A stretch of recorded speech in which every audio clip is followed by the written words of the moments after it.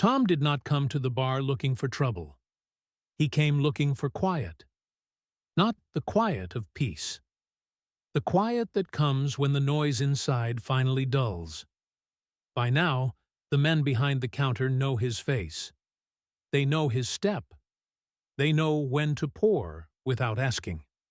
His name moves easily through the room, spoken without ceremony.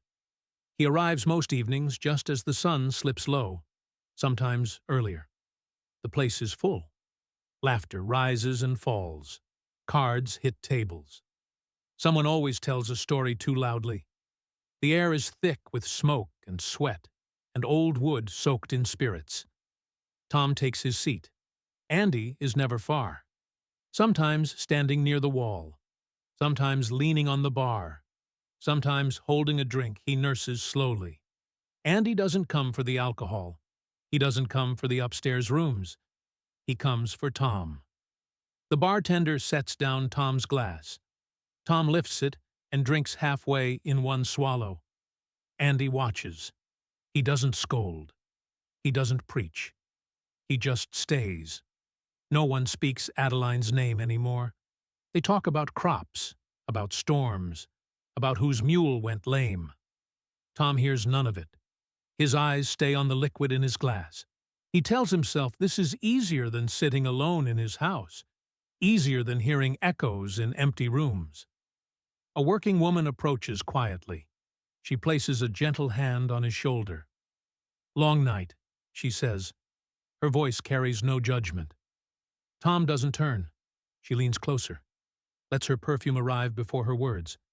"Come upstairs." For a moment, Tom hesitates. That moment holds, then passes. He exhales, not from desire, from exhaustion. He lets her take his hand. Andy rises immediately. He doesn't follow. He moves closer to the stairwell and waits. Orders a drink he doesn't want. Keeps his eyes where Tom will return. He stands there like a sentry. When Tom comes back down, he reaches for another glass. Andy slides it away. "That's enough," he says quietly. Tom nods. He doesn't argue. Andy stays until Tom can walk. Outside, the night settles over them both. At Margaret's house, mornings begin differently. Baby Camille wakes with soft sounds, barely louder than breath. Maggie lifts the little girl before she can cry, drawing her close. She hums while Margaret warms milk. Sunlight slips through the window and touches Maggie's hair as she rocks Camille gently. The house has found its rhythm. Camille settles easily for Maggie. Her tiny fingers curl into Maggie's dress. Maggie carries her while Margaret cooks, walks her back and forth when her breathing grows restless, learns the weight of her in her arms. It feels natural. Margaret notices. She says nothing. Tom comes by when he can, sometimes in the morning, sometimes late in the afternoon. Andy brings him once when Tom's steps are unsteady.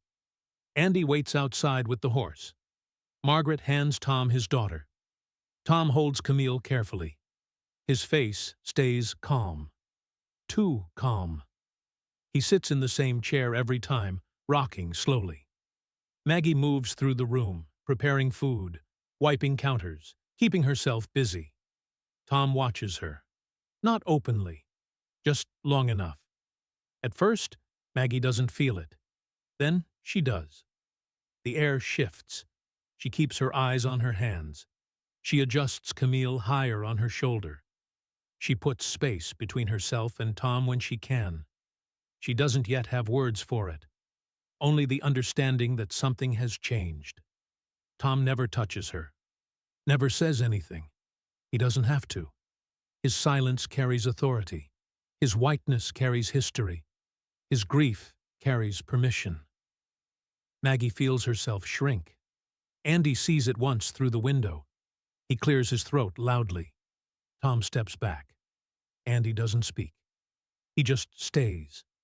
Margaret sees it too. She notices Maggie's posture.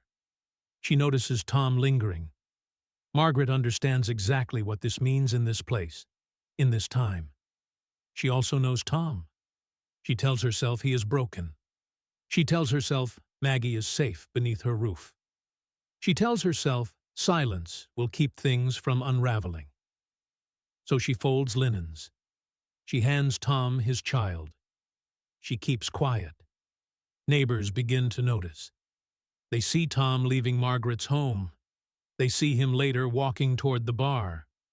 They see Andy following behind some evenings. Looks are exchanged across fences and storefronts. Concern moves through the community quietly. No one names it. Non sees everything. She notices Tom's eyes, Maggie's posture, the way Maggie places Camille between herself and Tom without thinking. She notices Andy lingering at the gate. Non has lived long enough to recognize grief. She has lived long enough to recognize power.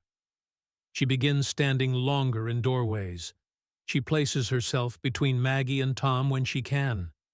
She speaks gently to Maggie at night, tells her not to stay late. Maggie listens. Now she understands why. That evening, Maggie feeds Camille by lamplight. Margaret mends clothes beside her. Camille wraps her fingers around Maggie's thumb. Maggie smiles, then grows quiet. Outside, frogs begin their chorus. Non watches the window. Andy walks Tom home later and leaves him at his door. Tom does not invite him in. Maggie kisses Camille's hair. Somewhere across town, Tom leans on Andy's shoulder for a moment before pulling away. Margaret folds one more cloth. Nyan prepares herself. Andy waits longer than he needs to. And Maggie sits holding Camille, understanding now that she is becoming something important in this child's life, and something vulnerable. At the same time, Tom continues to drink.